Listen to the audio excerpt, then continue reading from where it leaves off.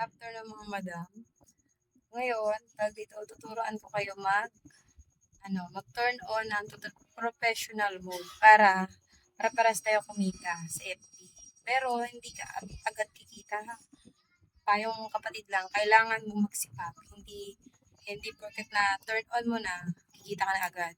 Dapat masipag ka mag-post, mag-engage, mag mag-videos, mag-live, basta sipagan mo araw-araw. Mag-upload para medyo may kita ka talaga. Kasi dollar ang kita sa FB. Kaya kailangan mo sipagan, ha? Medyo maingay ang ating electric fan. Hindi tayo na aircon eh. Aircon tayo. Pero yaman na tayo sa FB channel. Ay, ito mga madam.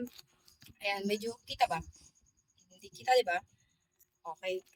Kailangan mo lang ng FB. Siyempre, kailangan mo ng FB, ha? Tapos, mayroon ka tatlong tuldok na may kita doon. Ayun yung pinaka-tuldok, diba? Yung pinaka-tuldok doon. Pindutin mo yun.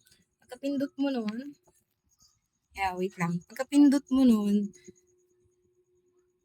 may to-turn on ka doon. Kasi, pagkapindot mo yun siya sa tatlong tuldok, ayan, pagkapindot mo ng tatlong tuldok, ha? Kasi medyo masilaw. Hindi ka makita. May kita ka dyan, ha? May kita ka dyan na turn on professional mode. Ayan na, may kita mo yan. Medyo side lang natin para hindi gaano kita. Turn on professional mode. Pagka turn on mo na, i-update mo lang yung update your profile. May mga makikita ka dyan ganyan. Then, pagpindot mo yan, ano mo lang yun sa public post. I-public mo lang.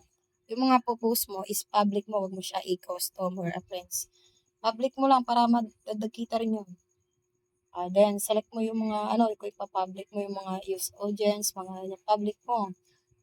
Compare mo lang yan. Tapos, mamili ka kung vlogger ka, kung ano ka, ayan, personal vlog, ganyan.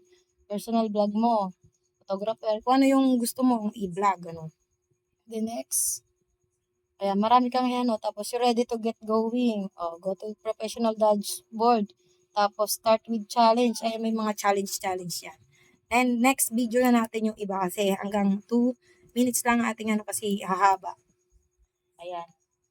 O, diba? Meron ka ng professional mode. Pwede ka nang kumita. Bye-bye. Next video na natin.